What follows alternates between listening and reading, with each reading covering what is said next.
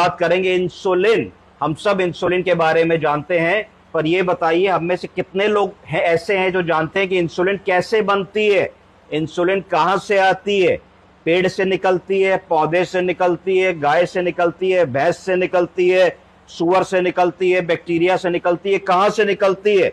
जितने लोग इसके बारे में जानते हैं कमेंट में मुझे बताएं कि ये इंसुलिन कहां से आती है। जो इंसुलिन का वाइल बिकता है, हम लोग दिन भर मरीजों को लिखते हैं, मरीज लगाते हैं, तो what is the source of insulin? आज हम लोग इंटरेस्टिंग बात करेंगे, इंसुलिन के इतिहास को जानने की कोशिश करेंगे।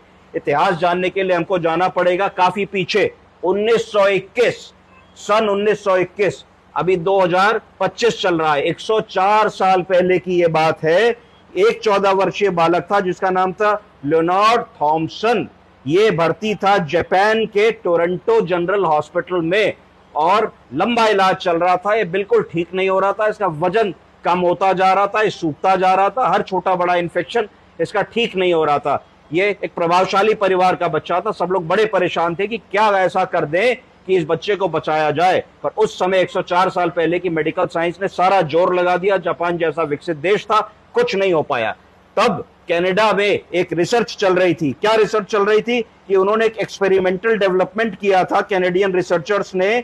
उन्होंने एक दवा बनाई थी। दवा कहां से निकली थी? वो निकली थी pancreatic fluid from the cows. गाय के पैंक्रियाटिक फ्लूइड को वो निकाल करके प्यूरिफाई करके एक औषधि बना रहे थे जिसका नाम तब तक इंसुलिन नहीं पड़ा था और तब तक डायबिटीज की भी सही खोज नहीं हुई थी। कुछ स्टडीज ये कहती हैं कि कुछ बहुत ही पुराने रिसर्चर्स थे जिन्होंने ये कहा था, तब यूरिन को टेस्ट करके देखा था कि भाई ये मीठा है तो इसका मतलब इस यूरिन में शुगर है, ये मीठा नहीं है तो इस यूरिन में शुगर नहीं है। तब पैथोलॉजी उतनी डेवलप्ड नहीं थी, तो ये था कि भाई जिसमें चीनी आ रही है उसमें रोग हो रहा है, जिसमें चीनी नहीं आ रही है ये रोग नहीं। इतना डिफरेंशिएशन हमको पता था।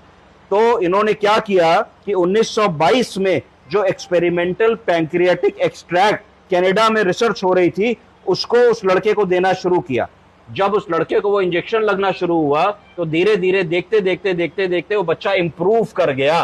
क्यों इंप्रूव कर गया? क्योंकि जब उसको एक्सटर्नल सोर्स से इंसुलिन मिली तो इंसुलिन मिलने से उसकी डायबिटीज ठीक हुई। जब डायबिटीज ठीक हुई तो ग्लूकोज का स्तर ठीक हुआ, ग्लूकोज का स्तर ठीक हुआ तो बच्चा ठीक हो गया और उस बच्चे की लाइफ बच गई।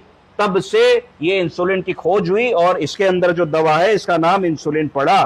फिर क्या हुआ कि 1922 में पूरे विश्व भर में तहलका मच गया कि भाई ये कैसी दवा आ गई।